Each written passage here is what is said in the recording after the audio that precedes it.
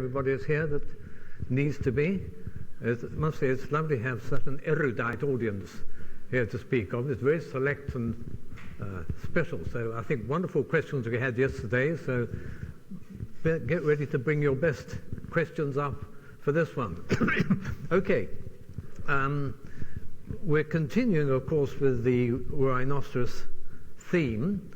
But today we're going to... Oh, become quite right. Thank you for reminding me. There we go. And today we're going to concentrate mostly on talking about the white rhinoceros, being closer to home, and also because I've done a particular amount of work relative to this. So, white rhinoceros, there's two varieties, the southern, Ceratotherium simum, and the northern, Ceratotherium simum cottoni.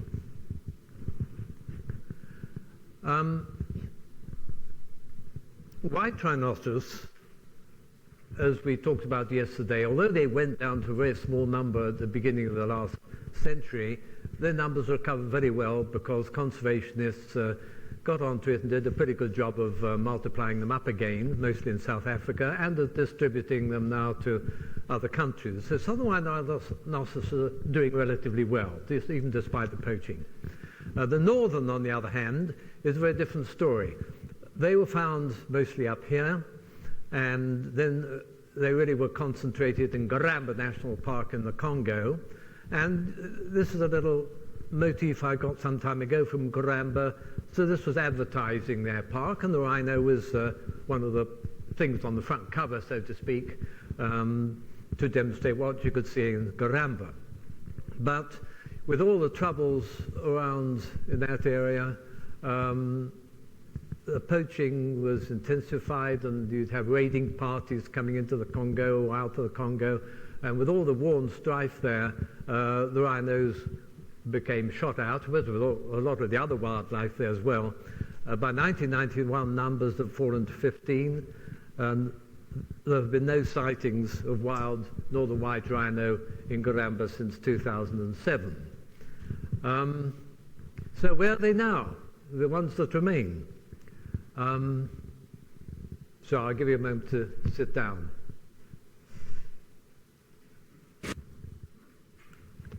We're talking about the problem with northern white rhino. So where are they? Well, they're all in ex situ situations, which means not in the wild.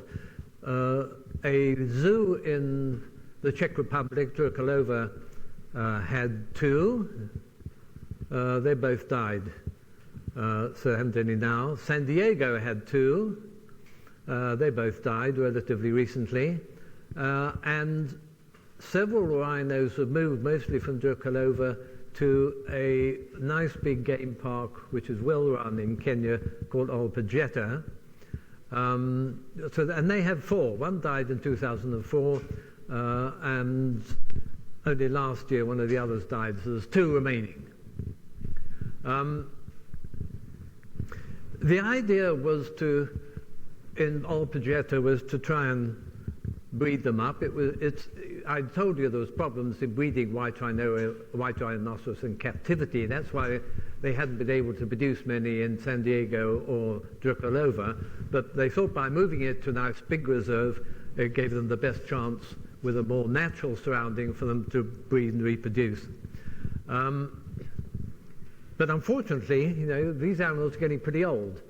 And despite various mating attempts, they mated, but didn't produce any progeny. So the idea was perhaps you could cross the northern white rhino with a southern white rhino, the other subspecies, and at least get the genes, rescue the genes, conserve the genes for posterity of the northern white rhino.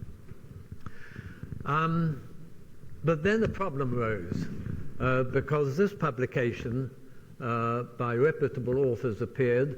It was entitled The Sixth Rhino, a taxonomic reassessment of the critically endangered northern white rhino. they proposed that the northern white rhino should be a separate species from the southern. In other words, it should be Keratotherium simum and Keratotherium cottoni instead of both varieties of Keratotherium simum. Well, yeah, this is making the point that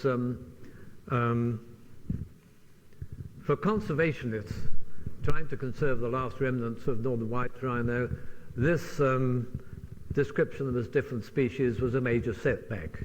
Why? Because it's very politically incorrect in conservation circles to interbreed different species. Conservationists on the ground, the guys with their boots on, are pretty conservative lot in many respects, and so it is just you do not cross different species, it just isn't done. So support for trying to crossbreed the two subspecies or species, whatever they are, became compromised. That's the trouble. You can't get money for it if it's not the sort of thing you're supposed to do. However, when we looked at the Groves is a very respectable guy. I met him in Saudi Arabia many years ago, and he's a very well-respected systematist and taxonomist. So what he tends to say is goes. However, Groves also proclaimed that there should be almost double the number of bovid species. Bovid, that's the antelope species. Antelope group of animals, elands and kudus and that lot. He thought there should be about double the number. There's 143 currently accepted, and he proposed it ought to be up to somewhere like 279.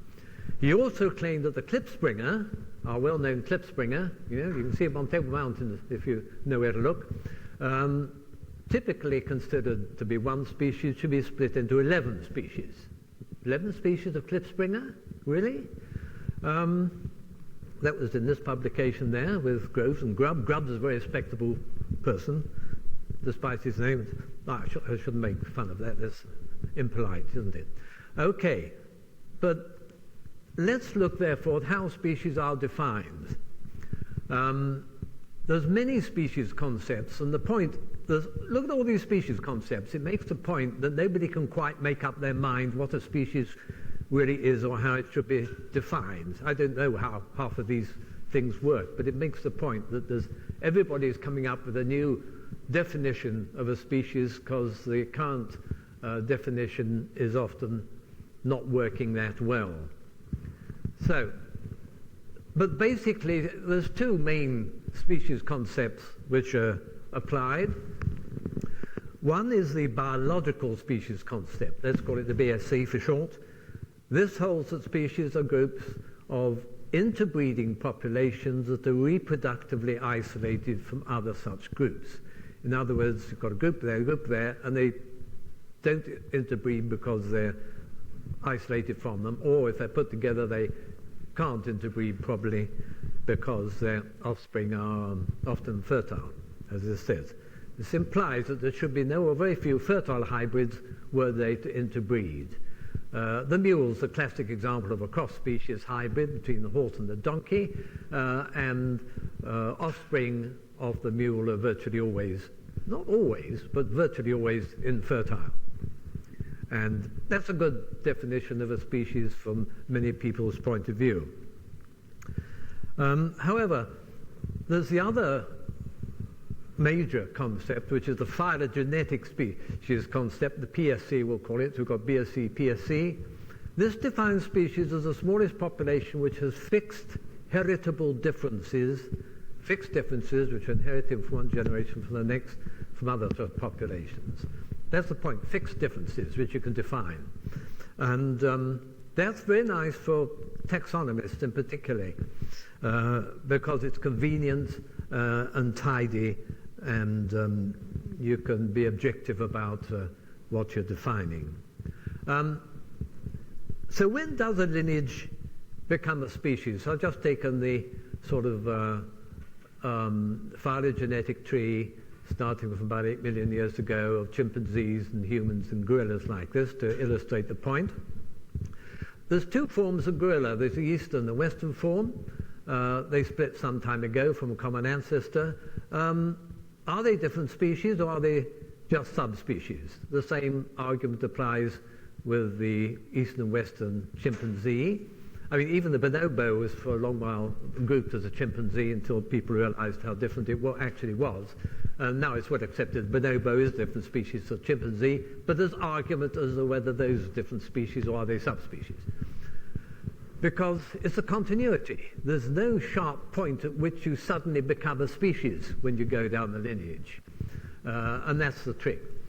We've got the same problem with the hominid lineage. Are Neanderthals a different species from humans, or are they a different subspecies? So is it Homo sapiens and Homo neanderthalensis, or is it Homo sapiens sapiens or Homo sapiens neanderthalensis?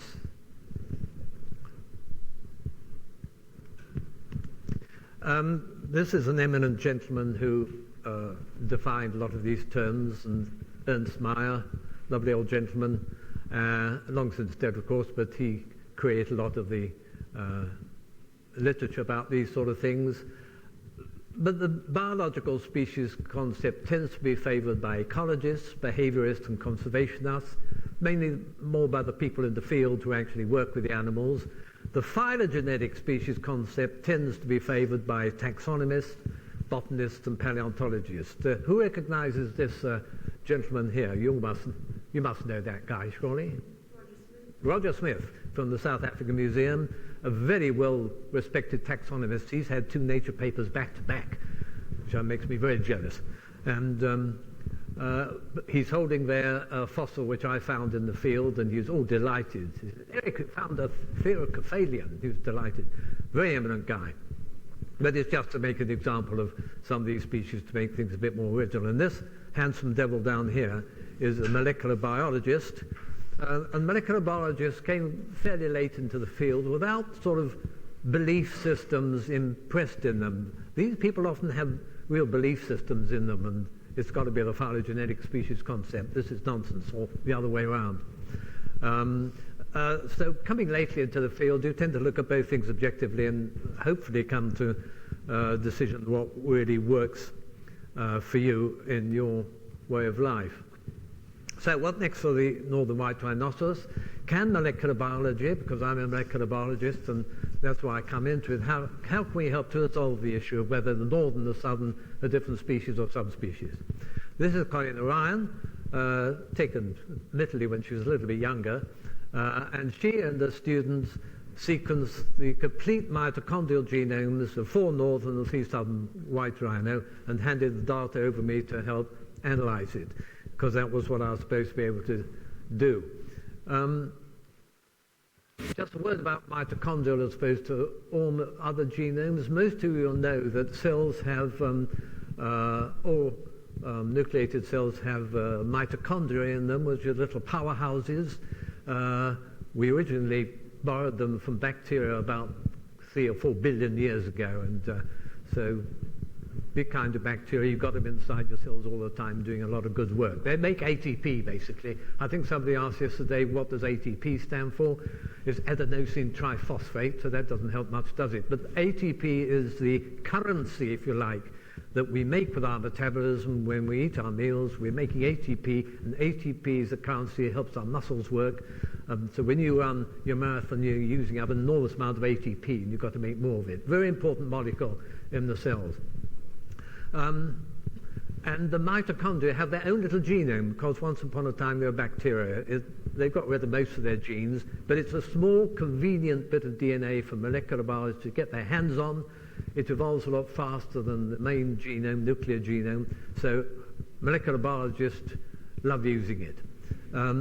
The nuclear genome is the bulk of 99.9% of the DNA in our body, and it's the things that makes us what we are. The mitochondrial is just a little bit of slave DNA, but very useful for molecular biologists. They're just making a differentiation between the two. So here the sequence is aligned. This is just a very small section of the whole length. This is position 951 on about 16,000 base pairs which they sequenced. So that's southern and northern, some more northerns and southerns, and there's Indian, Javan, Sumatran, and also the cow, whale, horse, donkey, tapir, which you can just download those sequences from the internet, all for comparison. And the point is, as you can see, they're predominantly the same, the sequences, but there's the occasional difference. Like there's a A and there's a G. You know, A and G and C and T for 4 bases in DNA. There's another change over there. They're few and far between, but when you can add them up over the long length of the mitochondrial genome that you've sequenced, and they provide the information from which you can do what I'm going to describe shortly. If you look down here, donkeys and tapirs and things, you see a lot more differences. You still see the overall similarities shown by the colors. See there's a line of G's and A's running down there, but there's a lot more changes and also some gaps and insertions when you get to looking at more distantly related animals. This, by the way, is displayed. This is a program I wrote back in the 80s for sort of analyzing and aligning and displaying DNA, which was quite useful. Totally out of date now, of course. With a huge amount of DNA being generated, you need much better programs than this to do the work. But with that data, you can use fancy computer programs to generate phylogenetic trees, family history trees, 2 of which we see here. There's the northern southern white rhino, the other rhinos, and we see some other animals here, marmoset, gorillas, and things like that. Why are they used? They're used to help calibrate because we want to find the time of divergence down here. When particularly the northern and the southern white rhinos diverge from each other, because that will help us decide whether they're species or subspecies. And we use this set of animals because of a nice calibration time point for the separation of these at 48 million years, which the paleontologists have given. They think that's pretty good. And there are good reasons to think it is a pretty good time. And there it's calibrated with sea lions, divergence of sea lions and true seals to give us another time point. So from a lot of those, we used about 5 different calibration points to give us the time of the most recent common ancestor of the 2 forms of white rhinoceros.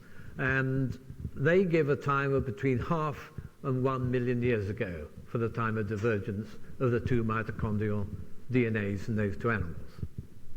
So you've got a bit of a time now to start talking about it. But I have to add one other point, which is a little bit technical, but I think you'll be able to follow it. That's that the mitochondrial genomes of the 2 rhinos diverged somewhere between 0.5 and 1 million years ago. However, the time of lineage splitting will be significantly younger. And the reason for that is these would depict different types of mitochondrial DNA. This one might have 1 or 2 sequence differences from that, for example. This is just illustrated with gorilla, chimp, human. The time when the human and chimp ancestors split to give rise to chimp and humans, we'll say, is there. The time when here's the mitochondrial DNA which you're analyzing from them, but that may have split quite a lot further back in time. So we're depicting a split here, and that lineage which we measure eventually ends up there, and that comes down there. So the time when the mitochondrial DNA split was a lot earlier than when the actual lineage split occurs, because any individual or any population always has a number of different mitochondrial DNAs there at the same time. I know it's a slightly tricky concept, but accept that the lineage splits before the mitochondrial DNA lineages split and divide and accumulate before the actual population of the animal you're interested in does. That enabled us to say that the actual time of lineage splitting of the northern and southern white rhinos was perhaps even under 200,000 years, which is not in the sort of times we talk about actually that long ago. In addition, this is a picture of the last male northern white rhino, and I'm told that's a Bollywood actress next to her. But it demonstrates the fact that these are lovely animals. They're very placid and easygoing, and for the most part. Not the black rhino. Don't go near black rhino. They're not easy and placid. But the white rhinos generally are, and they they're pretty happy even out in the field. Don't go near it if it's got a calf around, but generally they're very acceptable animals. Anyway, in addition to what I've just been saying with the work we did on mitochondrial DNA, more recent work by these people back in only last year, they compared the complete nuclear genomes. So we worked on the mitochondrial, these did the nuclear, which is a lot more. But that suggests a divergent time even under 100,000 years. So it's a pretty recent split.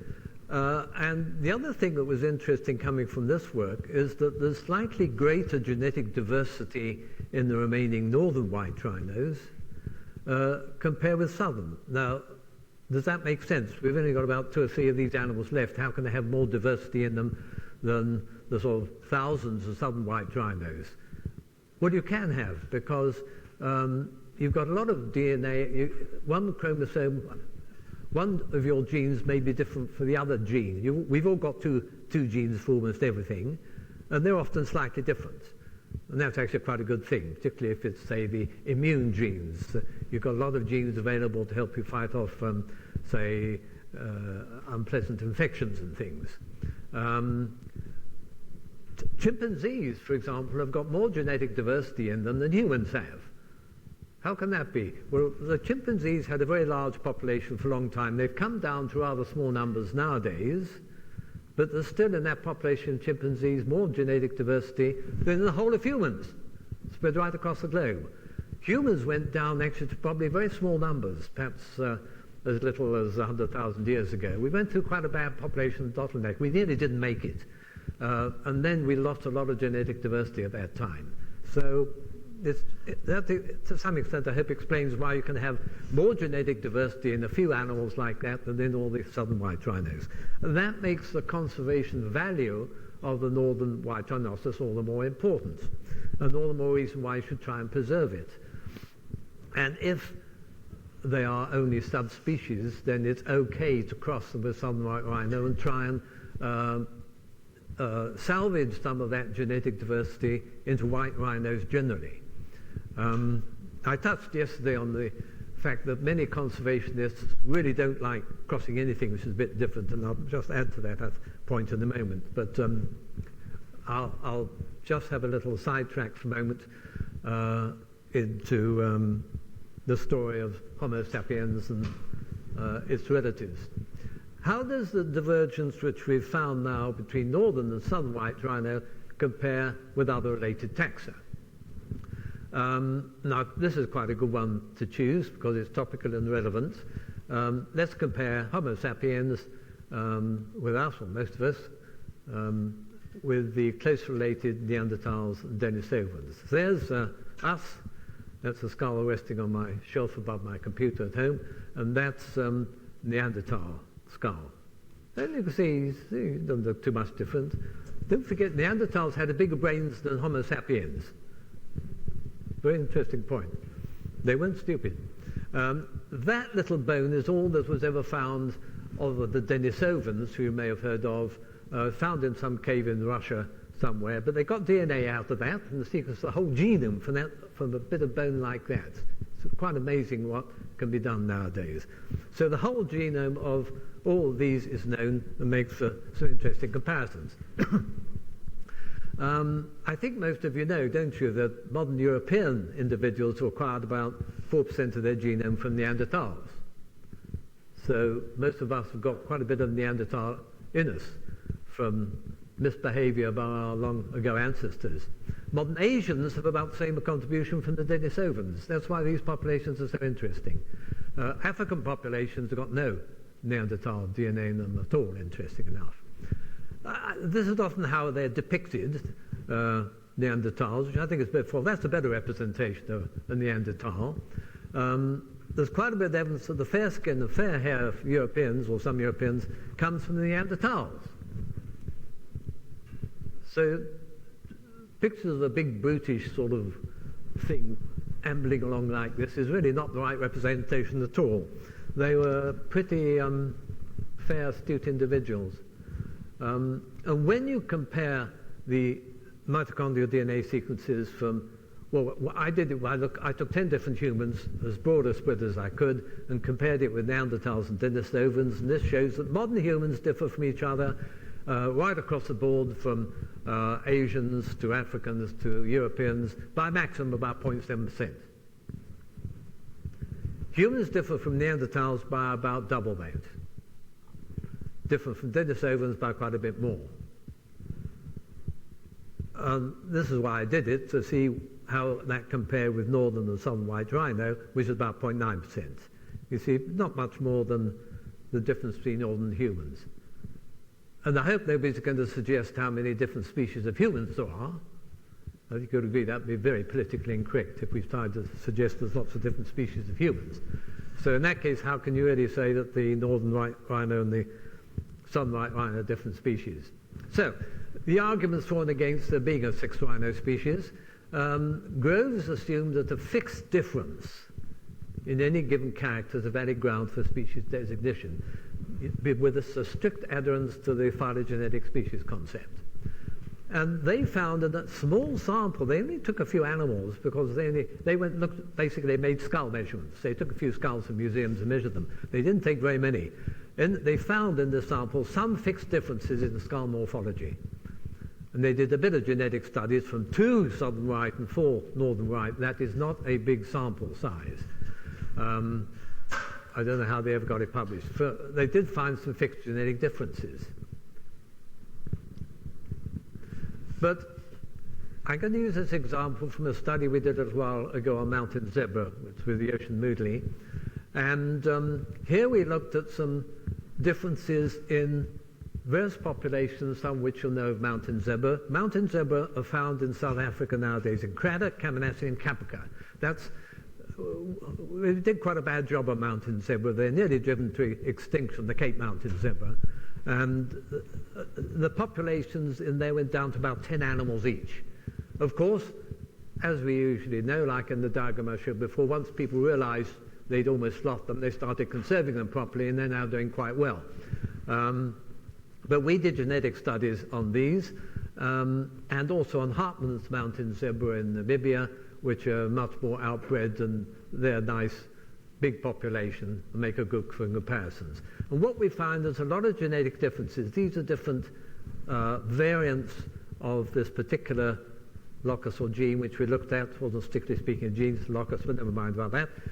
And Hartmann's has got about 3 different varieties. Cradock has gone fixed for 1 variety of this size. Camanassi has gone fixed for another one of a different size. So that's a fixed genetic difference in those 2 populations. So according to the phylogenetic species concept, they should be different species. Right? You get the argument. But they've only been separated by a few hundred years. They ought to be all over, but they retreated into these mountain fastnesses in Cradock and Camanassi and Caprica to get away from the gunners. And after several generations, their genetic diversity dropped, and they differentiated to show these fixed differences, same with that one over there. But using the phylogenetic species conquest, these zebra populations separated by only a few hundred years will have to be labeled as different species. So it's not a very good approach, is it? You don't make a new species in a couple of hundred years. It takes thousands or hundreds of tens of thousands at least, and hundreds of thousands probably to make a new species. So I'm trying to make the point here is that this is not a good way to define a species by going on a few fixed differences, particularly if the populations are small. So that was the main, how does this relate to white rhino? Well, there's certainly fixed differences in the white rhino 2 populations, but the sequence differences suggest a relatively recent lineage divergence, more compatible with a subspecies as opposed to a species categorization. In addition, both of these have gone through extreme population bottlenecks, which, as I've showed you with that illustration of the mountain zebra, hastens fixation of genetic traits.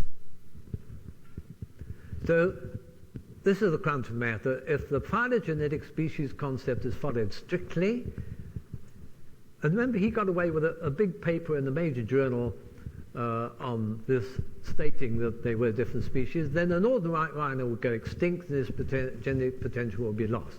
That's not a dead rhino, by the way. That's a rhino having fun rolling in the mud.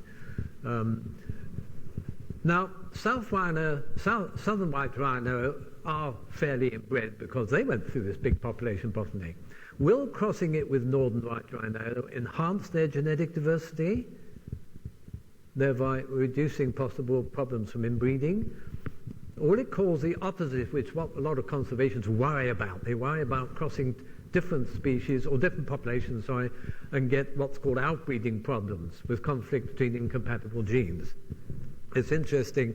I did a study some time ago on a population of Saudi gazelles in Saudi Arabia, and they were worried about this population because, as usual, they got guns, they shot out all their gazelles until almost all gone. They thought, oh dear, that's a bad thing.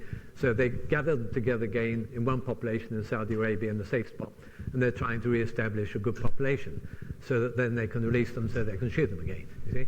That's how the argument works. They've done that very nicely with the Arabian oryx. They shot out all the Arabian oryx, the whole lot, went extinct in Saudi Arabia, but fortunately there's a population in the Phoenix Zoo. So they got them back from there and they're breeding them up. Now they're getting lots of nice Arabian oryx, and I think they're now releasing them out into the wild again so they can go and shoot them again.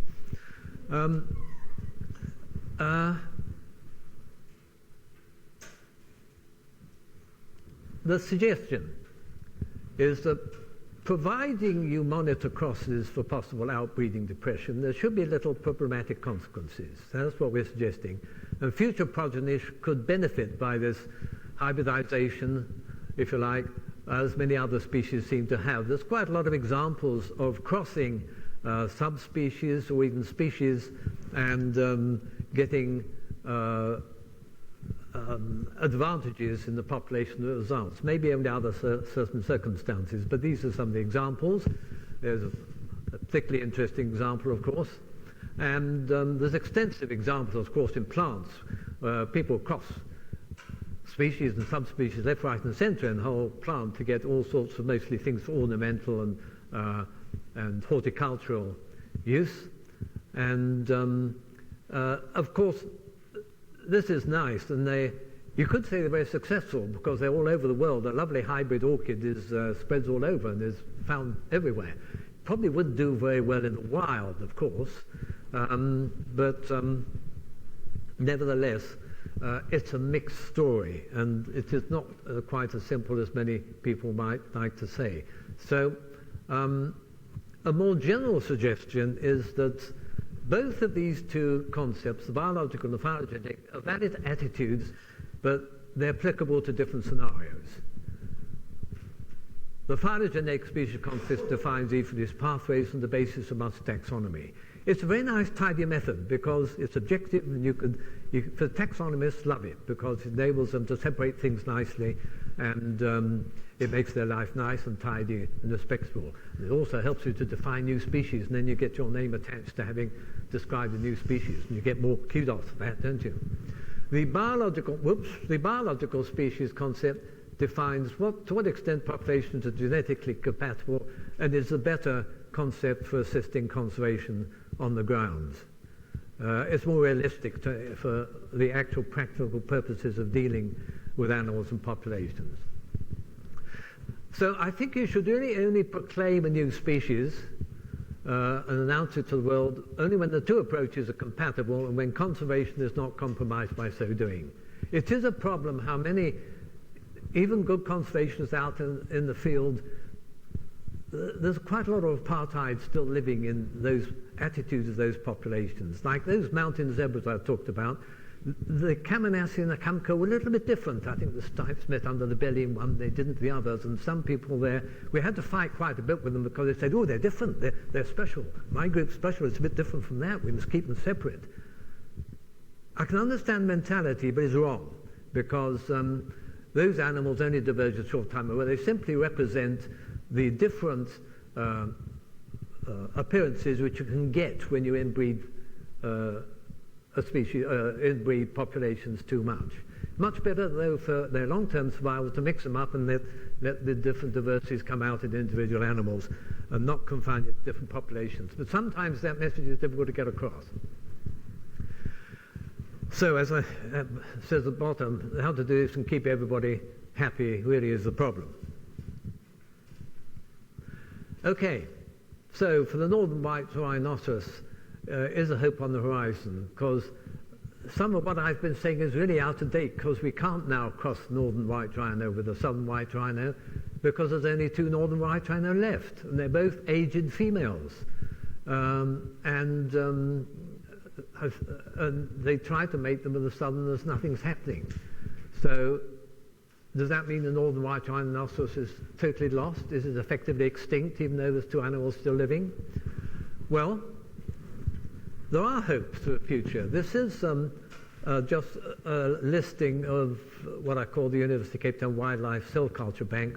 Back in the 80s and 90s, I used to go out in the field and take biopsies from every animal I could lay my dirty hands on and culture them in the laboratory and make cell lines from them. And fortunately, we made 6 cell lines from the Northern White Rhinoceros back then, when there was still quite a lot around, and masses of southern whites and lots of other animals too. And in San Diego, Ollie Wright and his crew over there have made also a number of lines, mostly from zoo animals. So there's quite a lot of cell lines, cultured cell lines, available out there. Just think about cell line. If you want to be immortalized, I can immortalize you.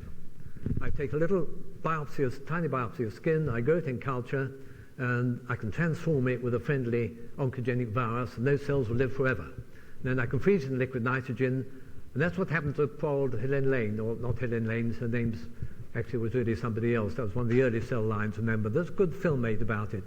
What was her name? Can you remember? It wasn't Helen Lane, it was... Anyway,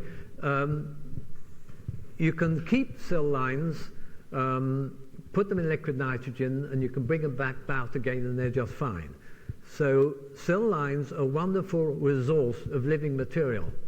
The trouble is they're made from skin cells, so that's not much good if you want to get a whole animal back from them, is it? Or is it? Well, there's more high-tech things coming in all the time. And gametes, that means either sperm or eggs, can be produced by a process called directed differentiation, never mind how they do it, of cultured cells like the ones I've described, from which you can make Northern White Rhino embryos, which could be brought to term in the surrogate Southern White Rhino. And people have already got to the stage of making embryo things. They haven't yet stuck them out, not into a surrogate white rhino, but the techniques are being developed not only in rhino, but in mostly in other animals, in fact, and it works pretty well. So this provides a method by which, from the cell lines which have been made and stuck in liquid nitrogen, you could effectively make a population of a dozen or so Northern White Rhinos again. Not only that, there's a process called somatic cell nuclear transfer, in which you take the nucleus of one of those cell lines, say of Northern White Rhinoceros, transfer it into an egg from a Southern White Rhino. You have to ablate the Southern White Rhino's own nucleus first. You do that with a zap of a laser light. Now you've got a Northern White Rhino, whoops, keep doing that, sorry, nucleus in a Southern White Rhinoceros egg, put that back into a Southern White Rhino, and now you've got the birth will be, to all intents and purposes, a Northern White Rhino. It's complicated and tricky, but it can be done. So this raises the question, of course, how far can or should one go? Because you can go even further. So those techniques are available, and somebody's going to do it. You can bet your life with the Northern White Rhinoceros. And you can decide for yourself whether you think it's a good thing to do that sort of thing or not. But while you're thinking that, think also about this. There's serious endeavors afoot to re-establish populations of the mammoth or the woolly rhinoceros, both of which are frozen specimens have been found in Siberia and places like that, with all the hair and skin intact and even food in their mouths and things. People have tried to make cell cultures from these. They haven't succeeded. The cells aren't good enough for that. But they might be able to do something with the nuclei. They might still be able to do a nuclear cell transfer, or even more high-tech, the complete genome of these animals is known. The DNA, it's easy to get DNA out of these animals and sequence the whole thing. And nowadays it's so easy to sequence whole genome. You can go to 23andMe or something and have your whole genome sequenced for a few $1,000 these days. So that sort of thing is now getting so easy to do. So how, if you just know the DNA of one of these animals, can you recreate the animal from that DNA? Well, here's an approach. I used to say this was absolute nonsense, but I went to a conference on restoration of endangered and extinct species in Warsaw a few years ago, where my mind was opened a bit when a method was described whereby you could do it. You know the whole DNA of a mammoth. So, and you can synthesize long stretches of it too. So you synthesize, say, chromosome 1. Say it's got 20 chromosomes. You synthesize chromosome 1 of a mammoth. You put that into an elephant egg. Okay, I know it's difficult to get an elephant egg, but you can do it, in which you've ablated chromosome 1 with a quick blast of a laser. Now you've got an egg with one chromosome, which is mammoth, and the rest is elephant, right? Bring that to term, and now you have a young elephant baby, which has got chromosome number 1 is mammoth. You do that to a number of animals, each with different chromosomes. So you have a little herd of elephants, one which has got chromosome 2 of a mammoth, one chromosome 3, and so on. You can see where it's going. Now all you need to do is breed them together, and the progeny, some may have lost all the mammoth ones, others will have gained some too, and after a few generations, you've got a mammoth. Okay, it's high-tech, it's long-term, it's expensive, but it is a theoretically feasible way in which you can do it. Now, I say, how far can or should you go? That's for all of us to decide individually whether that's a good idea. Is it worth the money and the effort? I would say yes for one good reason. Say we do manage to create a mammoth or woolly rhinoceros. Yeah, it's not really that big a deal in terms of overall conservation terms. It's great fun. But is it really? Yeah, it doesn't do a huge thing for conservation. Yes, it'd be nice to actually reintroduce this into the Siberian steppes. It might even have some ecological benefit to the whole ecosystem. But the point is, if one could do it, it's an exemplar of what you can do perhaps when some really important species, like some little bug or bee or something, goes extinct. Something which we all rely on, and that's going to happen. The rate at which we're making species go extinct is horrifying, and sooner or later we're going to kill off by accident some species which is critical for our and the whole ecosystem's survival. Now, if the rich guys can play around with something like this and make the whole system work, rather than like going to the moon helped us with all our computer technology, what was the point of going to the moon? What did it really do for us? Well, it gave us a lot of side effects which are very beneficial to all of us. By doing that, the side effect could be that we'd have the experience and techniques to get back some critical little bug or bee or thing which goes extinct. And that's where I think that's why I think this whole argument thinks is reasonable and has some relevance and isn't just sort of scientists playing games. So that's the last bit. Let's hope it's not the last Northern White Rhinoceros. Thank you very much. Any questions? Any questions, comments, queries, criticisms?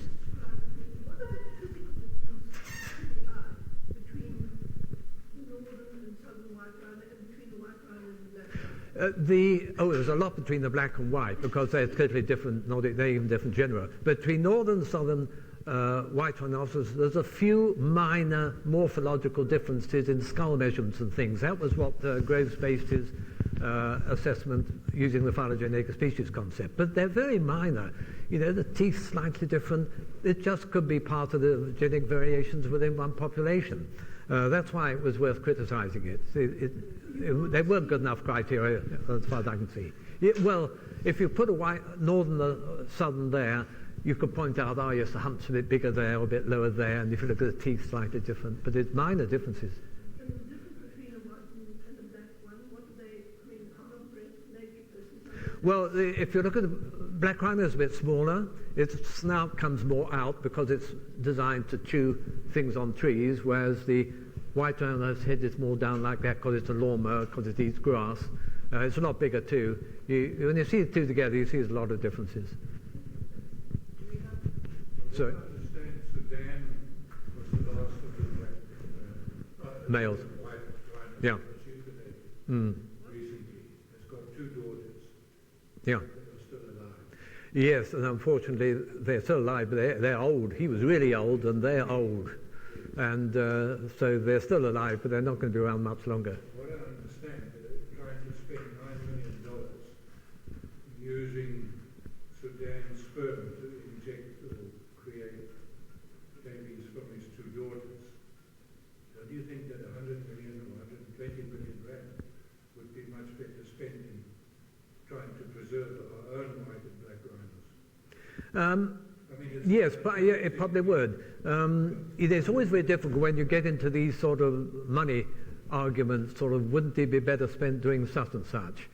Usually I think the counter to that argument is, yes, it probably would, but in practice the money never would be used for doing such and such and making orphanages and things. That's not how the whole economics of countries work. It's not to say, yes, going to the moon. No, what a waste of money going to the moon. They should be using it to cure diseases and things. But the point is, money never actually will go to curing diseases when it comes down to it. So that's the main counter probably to that argument. But I think generally you're probably right, yes.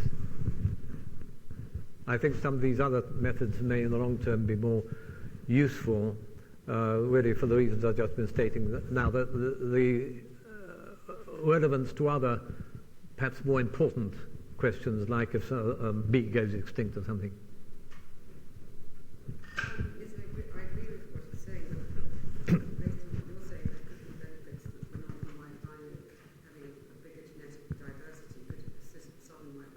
Yeah. Yeah. Yes, absolutely. Another question about going back to school biology and the definition of hybrid. In orchids, is that we use the word hybrid for a mule, which can't breed. We hear the question. Sorry? You can't hear the question. No, my question is just going back to basic school biology and the definition of a hybrid. So we use the word hybrid for a mule that can't breed, and so that, and that's therefore why donkey and the horse are different species. But so how does that work with the orchid? Because in flowers they're called hybrids, but they do breed. It's a lot easier to make crosses between species or even genera with plants. They're more forgiving with the way they rearrange their chromosomes and things. And also you can lots of trials. You can take 100 progenies, and if one of them reproduces, then fine, you can breed that up and make a nice orchid with a pretty colour. You can't really do that with mules, although occasionally the odd mule is fertile. So the orchids are all the same species? No, the orchids are all different species, masses of different species of orchid, but you can make crosses. I've made them myself with some, or crossing some species of orchids, and you get lovely pretty colours and different things. And oh no, it does work surprisingly often in plants. You take a bit of pollen from one and you put it on the other species, and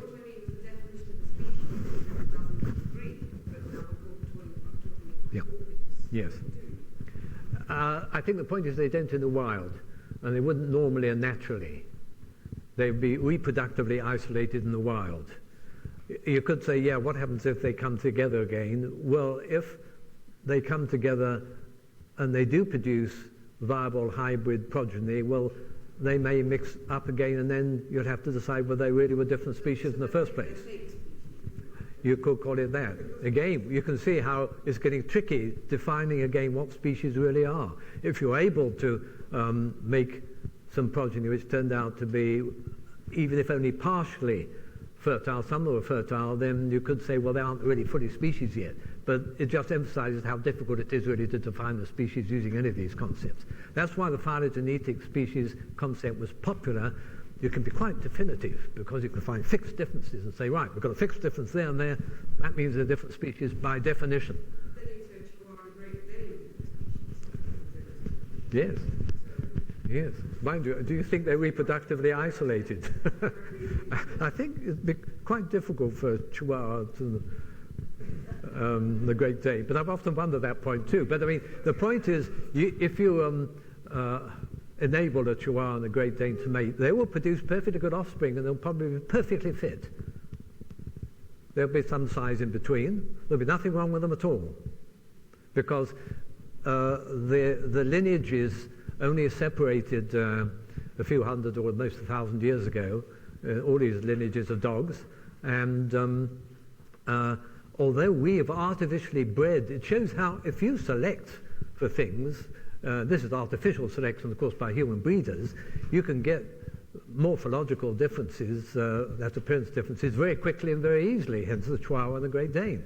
But it's interesting there that to show that they really are still the same species, breed them together and you'd have a perfectly happy mutt who's probably healthier than the other of his parents, even with the Chihuahua and the Great Dane.